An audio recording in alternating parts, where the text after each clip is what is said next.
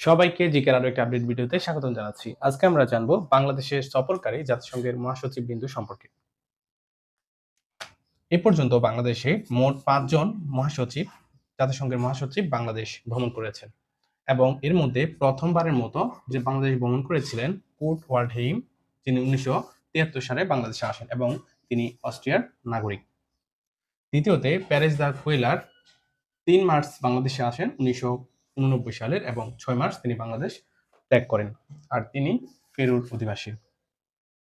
৩ নম্বরে আছেন Kofi Annan. তিনি ১৩ই মার্চ বাংলাদেশে আসেন ২০০১ সালের এবং ১৫ই মার্চ বাংলাদেশ ত্যাগ করেন। আর তিনি হচ্ছেন গানার অধিবাসী। বান কি মুন সবার পরিচিত, তিনি দুবার বাংলাদেশে আসেন এবং তিনি সর্বোচ্চবার বাংলাদেশ ভ্রমণ করেন।